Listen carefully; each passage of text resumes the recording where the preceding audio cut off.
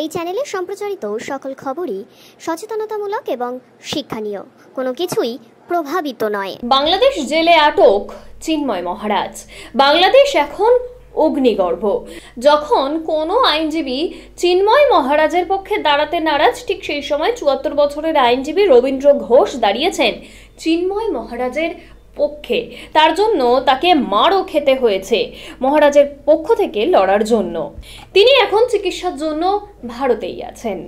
তিনি তার অভিজ্ঞতা তুলে ধরলেন আমাদের ক্যামেরায়, কিভাবে চিন্ময় মহারাজকে জেলবন্দি করে রাখা হয়েছে এবং তার জন্য তাকে যখন লড়াই করতে নামানো হয় তখন সেই লয়ার, সেই উকিলকে, সেই বৃদ্ধ উকিলকেও কিভাবে শারীরিকভাবে হেনস্থার শিকার হতে হয়েছে সে কথা কিন্তু তিনি বলেছেন। ঠিক কি বলেছেন শোনাবো আপনাদের। আপনি করছেন ওই দেশে আপনার লোক পাশে দাঁড়াচ্ছে, ওই দেশের পাশে দাঁড়ানোর মতো কোনো কেউ নাই। যার মুসলমানরা যারা দাঁড়াতো ওরা সব কোথাও ভাগিয়ে গেছে, চলে গেছে। আমেরিকায় যদি হস্তান্তর হয়, অর্থাৎ ট্রাম্প সরকার যদি আসে, সেক্ষেত্রে আপনি কতটা অ্যাডভান্টেজ পাবেন বলে মনে করছেন? আমি না, এটা আপনি যে কথাটা আইনটা লড়ছি, আশা করি আমি এটার একটা বিচার পাবো। কেন আমি কনফিডেন্ট। কেন আমি বলি, ওনারা একটু ভয় পাচ্ছে আমেরিকাকে, গভর্নমেন্ট, বাংলাদেশ গভর্নমেন্ট, আমেরিকার গভর্নমেন্ট ভয় পাচ্ছে প্রচন্ডভাবে। হ্যাঁ, ভয় পাচ্ছে যে যদি ভারত এবং আমেরিকা মিলে বাংলাদেশকে যদি সমস্যা ইয়ে করে, তাহলে ওনারা এই জন্য ভয় পাচ্ছে। অনেকে তো আবার দেখলাম, কিছুদিন আগেও দেখলাম, আমাকে আগে যে ধরনের ব্যবহার করতো, গতকালকের ব্যবহারটা একটু ভালো।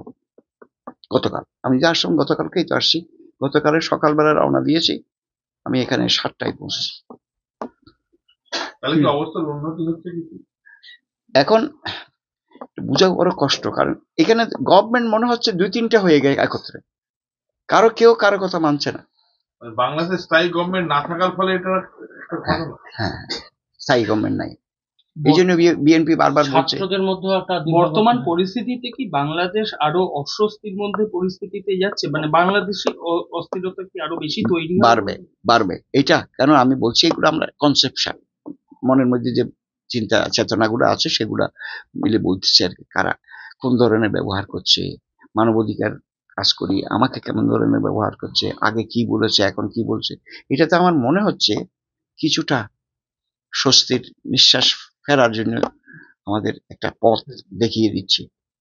তৈরি হচ্ছে না, দেখিয়ে দিচ্ছে। হ্যাঁ, পথ তৈরি হচ্ছে মনে হচ্ছে আমার। আমি তো হঠাৎ করে তো কিছু বলতে পারবো না। এই ভারত চাল পাঠালো, নানা রকম সাহায্য করছে, তারপর ভারত বিরোধী কেন? এই সমস্ত আপনার ইলিশ মাছের দেখেন কত বড় একটা পলিটিক্স। ইলিশ দেবে না কাকে? ভারতকে। ইলিশের জন্য ওনারা কি বসে থাকে? তখন ইলিশ মাছ খেতে হবে এমন কোনো কথা আছে? তোমরা ইলিশ দেবে না, তারপরে ওখানে কলকাতা পর্যন্ত দখল করে নেবে, এই সমস্ত কথাও তো বলেছে।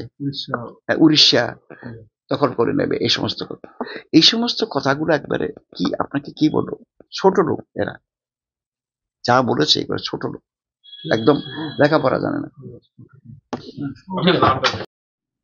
মানসিক নির্যাতন বাংলাদেশ সরকারের প্রশাসন করেছে, ওখান থেকে কি কি হয়েছে একটু ঘটনাটা বলুন। এটা তো চিন্ময় প্রভুর ব্যাপারে সারা বিশ্বে এখন জানে। আগে তো চিন্ময় প্রভুকে কেউ চিনত না, আমাকেও কেউ চিনত না। এখন চিন্ময় প্রভু নির্যাতনের শিকার হয়েছে, শারীরিক এবং মানসিক। এটা আমরা অনুভব করেছি বিধায় তার বিরুদ্ধে একটা মিথ্যা মামলা দেওয়া হয়েছে বিধায় আমরা ঢাকা থেকে চট্টগ্রাম গিয়েছিলাম। আমি লয়ার হিসেবে, আমি not only lawyer, I M a human rights defender. সেই হিসাবে আমার চিন্তা হবে মানুষকে উপকার করা, মানুষের পাশে থাকা করেছিলাম। কিন্তু 71 মুক্তিযুদ্ধে যেটা আমরা আশা করেছিলাম সেটা হয়নি। আমরা মনে করেছি হিন্দু, মুসলমান, বৌদ্ধ, খ্রিস্টান আমরা মিলে থাকবো। যে এখন হয়ে গেছে এই তত্ত্বাবধায়ক সরকার না, এটাকে বলে অ্যাডিন্টারিম গভর্নমেন্টে, এখন মনে হচ্ছে উনি এটা এক সরকার চালাচ্ছে যেখানে কোনো এটার কোনো বৃত্তি নাই, অ্যাডমিনিস্ট্রেটিভ পাওয়ার নাই। এইভাবে সরকার চলতে পারে না। এই চিন্ময় প্রভুর ব্যাপারে আমি গিয়েছিলাম ঢাকা থেকে চট্টগ্রাম। আমি মুভ করার সময় আমাকে কিছু লয়ার হেনস্থ করেছে। হ্যাঁ, হেনস্থ করেছে। আমাকে প্রথম ঢুকতেই দেবে না। আমার সঙ্গে পুলিশ ছিল, পুলিশ আমাকে হেল্প করেছে, যথেষ্ট হেল্প করেছে। পুলিশ কমিশনারকে ধন্যবাদ দিয়েছি, পুলিশের ইন্সপেক্টর জেনারেল অফ পুলিশ ওনাকে ধন্যবাদ দিয়েছি। পুলিশ শুধু এইবার নয়, পুলিশ আমি যেখানে যাচ্ছি মানবাধিকার কর্মী হিসেবে যাচ্ছে, আমাকে হেল্প করে। অনেক কাজ হয়েছে বাংলাদেশে, এবং হেল্প করে, আমাকে করে, বিশেষ করে আমার সংগঠনকে করে। আমি তাদের কাছে কৃতজ্ঞ। আমার প্রশ্ন হচ্ছে, এইবার পুলিশের ভূমিকা খারাপ ছিল না। আমি যাওয়াকে আমাকে মেরেই ফেলবে। লয়াররা বলেছে যে এক এক লয়ার থাকলে তাকে কতল করা হবে। এত বড় একটা দেশে এই এত আইনজীবী থাকতে আপনি একা এইভাবে রিস্ক নিলেন? আমি নিলাম কেন জানেন? আমরা দেশটা স্বাধীন করেছিলাম, বুঝতে পেরেছেন? এই অনুভূতি আমার মধ্যে আছে। আমার কাছে কে আসবে কে যাবে সেটা আমার বড় কথা নয়। আমি মনে করেছি এটা আমার দেশ, এই দেশ আমি স্বাধীন করেছি, এটা আমার কর্তব্য। আমার একটা লোক নিগৃহীত হচ্ছে, তাকে বেআইনিভাবে জেলখানা রাখা হয়েছে, আমার ফাইট করা উচিত।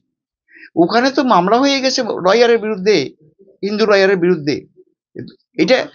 এটা কিন্তু অন্য আরেকটা কেস, সেটা হলো মার্ডার কেস। ওখানে একজন আইনজীবী মারা গেছে,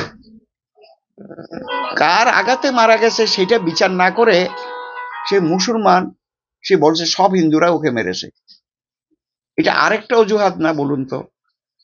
তাকে মারছে কে, কি এগুলো তদন্ত না করে এখন বলে তো সমস্ত হিন্দুরা। আপনি জানেন এখানে 71 জনের বিরুদ্ধে, হিন্দু লয়ারের বিরুদ্ধে মামলা দিয়েছে এই মার্ডার কেস।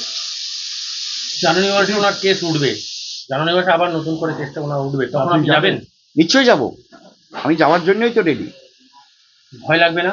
আমার শুনেন, ভগবান তো রক্ষা করেছে, আর মানুষ তো আমাকে আশীর্বাদ করে। ওখানে মানুষরা, জনগণ যারা বিচার পাচ্ছে তারা আশীর্বাদ করে, তাহলে মেয়েটা ফেরত পেলে, আরে আমার মেয়েটা রবীন্দ্রবাবু উদ্ধার করে দিয়েছে, আমার জায়গাটা উদ্ধার করে দিয়েছে। কেউ বলে আমার মানে আমার এত বড় একটা সংসার রক্ষা করে দিয়েছে। এগুলো তো দিচ্ছে। সব মানুষ তো আর সমান নয়। সাহসটা প্লেন কি করে, যেখানে চিন্ময় কৃষ্ণর হয়ে কেউ মুখ করতে পারছিল না কোর্টে, আপনি এই সাহসটা পেলেন কি? আমি সাহস পেয়েছি, এটা মনে করতে পারেন। এই সাহসটা দিচ্ছে আমাকে ভিকটিমরা, যারা ভিকটিম, নির্যাতিত হয়েছে, যারা মানে শেষ পর্যন্ত তারা কৃতকার্য হয়েছে, তাদের জমি ফেরত পেয়েছে, তারা তাদের কাছ থেকে। এভাবে আইনজীবীরা ভয় দেখাচ্ছিল, হাত কেটে দেবো, পা কেটে দেবো, তারপরে তো আপনি গেলেন না। কারণ আমি চিন্তা করলাম আমার তো বয়স প্রায় 74, 75, এখন হয়তো মরে যাবো, তো একদিন মরতে হবে না, কিন্তু আমি শেষ লড়াইটা করে যাব বলছি।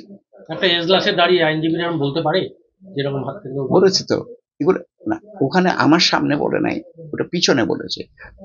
ভারতীয় দালালরা হুঁশিয়ার হুঁশিয়ার, হ্যাঁ। তারপরে বলছে রয়ের এজেন্ট ওখানে মেরে ফেল। পিছন দিক থেকে আমি যখন পুলিশে আমাকে নিয়ে যাচ্ছে, তখন পিছন দিক থেকে মানে এই সমস্ত স্লোগান। দীর্ঘদিন ওখানে আইনজীবী হিসেবে কাজ করেছেন, হঠাৎ করে বাংলাদেশের ওই ভারত বিদ্বেষী হওয়ার কারণটা কি মনে করছেন? এর পেছনে কোনো বিদেশি শক্তি আছে? আমার মনে হচ্ছে হয়তো থাকতে পারে, তবে আমার মনে হচ্ছে এই 71-এর এরা বলতে পারে নাই পাকিস্তানিরা, আর 71-এর কিছু শক্তি এখনো জীবিত আছে, তারা এখন জেলখানা থেকে অনেকে মুক্ত পেয়ে গেছে, মুক্ত হয়ে গেছে। এই ইউনূস সরকার তাদেরকে মুক্ত করে দিয়েছে, জেল ভেঙে ফেলেছে। আর চিন্তা করা যায়, আপনি জেল ভেঙে চলে আসছে অনেকে, তারা আবার নতুন দেশ চাচ্ছে। এখন তো বিএনপি আবার নতুন করে দাবি করেছে যে ভোট পরিস্থিতি বাংলাদেশের এখন কি পরিস্থিতি? বাংলাদেশের পরিস্থিতি আপনাকে কি বলবো, এখন যা আছে এটাতে মানুষ ভয় পাচ্ছে। হিন্দুরা ভয় পাচ্ছে, বিশেষ করে মুসলমানরা কিছু অংশ হয়তো ভয় পাচ্ছে, কিন্তু তারা মুখ খুলছে না। আমি হিন্দু মারা যাচ্ছে, উনি আসবে না? উনি প্রগতিশীল যদি হয়ে থাকে, উনি আসবে না? চিন্ময় কৃষ্ণ প্রভুর সাথে কি কথা হয়েছে কোর্টে, কি কথা হলো? একান্ত তো কথা হয়েছে, কতটা কষ্টের মধ্যে আছেন, কিভাবে তাকে রেখেছে? আমি গিয়েছিলাম, দেখা হয়েছে, এবং উনি খুব শান্তশিষ্ট লোক, নিরামিষ খায় খুব। আপনারা দেখলে বুঝতে পারবেন, আমি ছবিটা তো সবাই জানে, সবাইতে এসে গেছে। উনি নিরামিষ খায়, আর উনার বিরুদ্ধে ইসকনের মধ্যে আরেকটা শক্তি আছে, ওনাকে